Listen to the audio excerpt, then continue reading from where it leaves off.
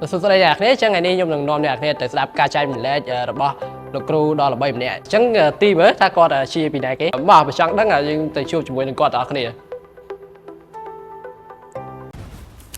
ចឹងជំរាបសួរលោកគ្រូខ្ញុំមកក្រុមការងារ UIC ចឹងដែលជាស្ថាប័នដែលស្ថិតនៅក្រោមសាកលវិទ្យាល័យភូមិន្ទភ្នំពេញលោកគ្រូចឹងថ្ងៃនេះខ្ញុំមានសំណួរមួយចំនួនដែលចង់សួរលោកគ្រូតាក់ទងពី department ដែលលោកគ្រូកំពុងតែបរៀន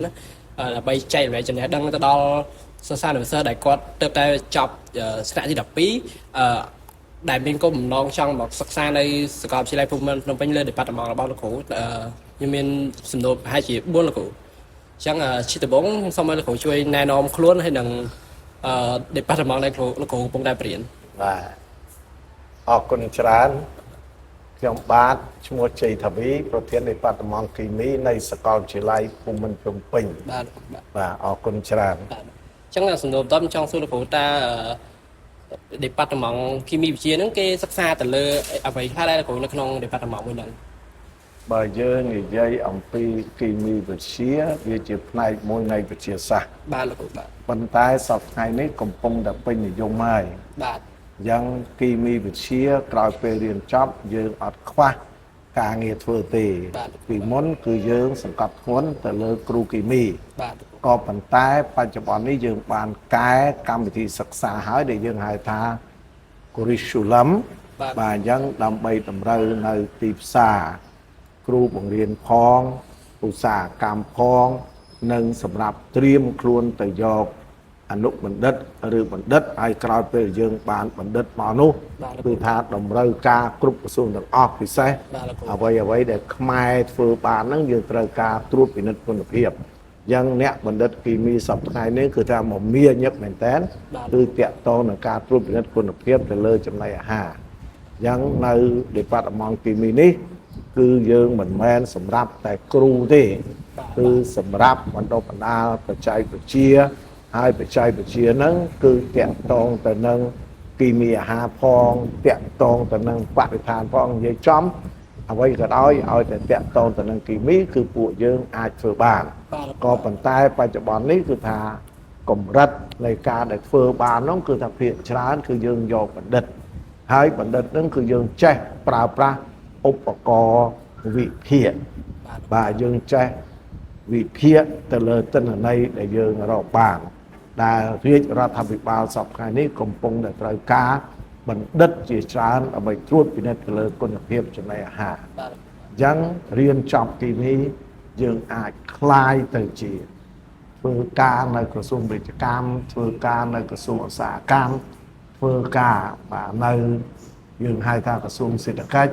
ផ្នែកកយធ្វើការនៅយោធាបាទអញ្ចឹងយោធាហ្នឹងគឺថាត្រូវការអាវុធគីមីត្រូវការយល់ដឹងពីសារធាតុគីមីបាទអាវុធមហាបល័យអញ្ចឹងយើងមានកូនសិស្សយើងច្រើនដែលរៀនចប់ទៅបម្រើការងារនៅក្រសួងការពារជាតិបាទយើងមានកូនសិស្សយើងច្រើនទៅធ្វើការនៅក្រសួងមហាផ្ទៃបាទត្រួតពិនិត្យគ្រឿងញៀនបាទសពបែបយ៉ាងពិសេសសប្តាហ៍នេះយើងកំពុងតែជំរុញយើងមានបណ្ឌិតគីមីជាច្រើនដែលលោកគ្រូបានយកមកធ្វើការនៅសាកលវិទ្យាល័យភូមិន្ទភ្នំពេញបម្រើការអប់រំឲ្យមានគុណភាពកាន់តែខ្ពស់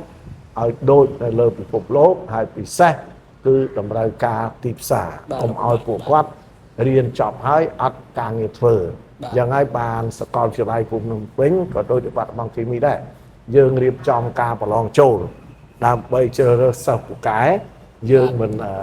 ចូលឬថាដោយដឹកមុនទៀតទេព្រោះវាហានិភ័យពេកដល់អញ្ចឹងសិស្សជ្រើសរើសតែប្រឡងចូលហ្នឹងឆ្នាំហ្នឹងគឺមានច្រើនណាគឺថាអ្នកស្រឡាញ់គីមីពិសេសយើងទៅដឹងថាគីមីវាមានតម្រូវការសពបែបយ៉ាងហើយបើនិយាយចំទៅអ្នកដែលរៀនគីមីហ្នឹងភាគច្រើនធ្វើធំបាទធ្វើធំដែលបងប្អូនចង់បាននេះចង្វាយខេត្តកំពង់ចាមក៏អតីតគីមីនាយក NIE ហ្នឹងក៏អតីតគីមីនាយករូបសាស្ត្ររាជធានីភ្នំពេញក៏អតីតគីមីយ៉ាងមានអ្នកគីមីច្រើនប៉ុន្តែបើយើងនិយាយសប្តាហ៍នេះគឺយើងត្រូវការខ្លាំងជាងគេវិស័យយោធាយ៉ាងអ្នកដែលមានជំនាញគីមីបានចូលទៅកងទ័ព យើងប្រឡងចូលហើយរៀនចប់មកតាមឋានានុក្រមចេញមកគឺយើងបានសាក់2អញ្ចឹងទៅហើយយើងតទៅហើយយើងមានកូនសិស្សគីមីយើងម្នាក់ដែលកំពុងធ្វើការនៅក្រសួងការពារជាតិហ្នឹងគឺកាន់ខាងនុយក្លេអ៊ែរ បាទយើងដឹងហើយសពថ្ងៃនេះពិភពលោកកំពុងតែក្តៅកគុកផ្នែកនុយក្លេអ៊ែរណាតែយើងមិនមែនអ្នកផលិតនុយក្លេអ៊ែរទេតែយើងទៅយល់ដឹងអំពី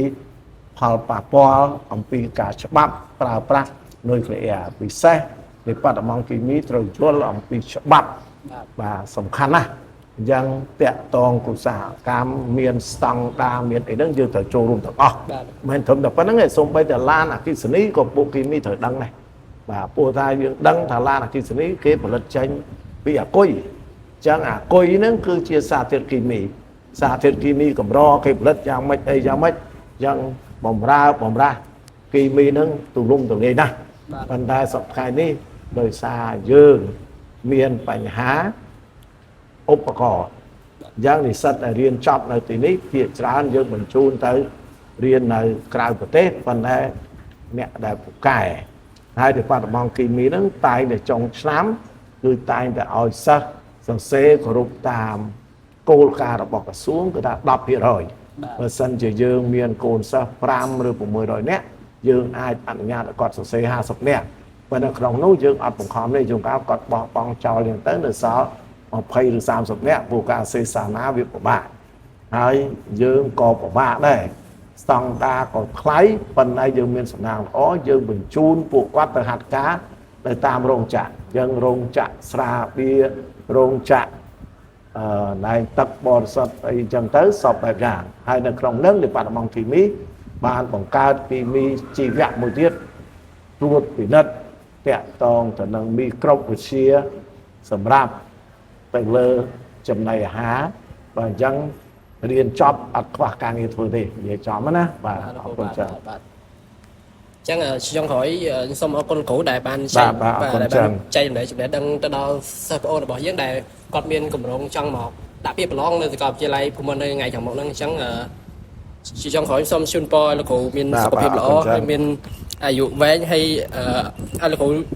អាចមានកម្លាំងមាំមួននៅបន្តព្រៀនសិស្សប្អូនរបស់យើងដែលជាទំពាំងស្នងឫស្សីរបស់សង្គមជាតិសប្តាហ៍បាទអរគុណលោកគ្រូបាទអរគុណច្រើនសូមជម្រាបលាអរគុណច្រើនបាទហើយមួយវិញទៀតសម្រាប់អ្នកដែលកំពុងតែសិក្សាឬក៏អ្នកដែលបានបញ្ចប់ការសិក្សារួចហើយតែអត់ទាន់មានការងារធ្វើអញ្ចឹងនៅសាកលវិទ្យាល័យភូមិន្ទភ្នំពេញយើងមានមជ្ឈមណ្ឌលមួយគឺមជ្ឈមណ្ឌល UICC ដែលជាមជ្ឈមណ្ឌលជួយរកការងារជូនទៅដល់សិស្សនិស្សិតមិនថាអ្នកសិក្សានៅសាកលវិទ្យាល័យភូមិន្ទភ្នំពេញឬក៏អ្នកសិក្សានៅសាកលវិទ្យាល័យផ្សេងៗទៀតក៏អាចទំនាក់ទំនងមក UICC បានដែរតាមរយៈ Telegram ឬក៏ Facebook Page ផ្លូវការរបស់ UICC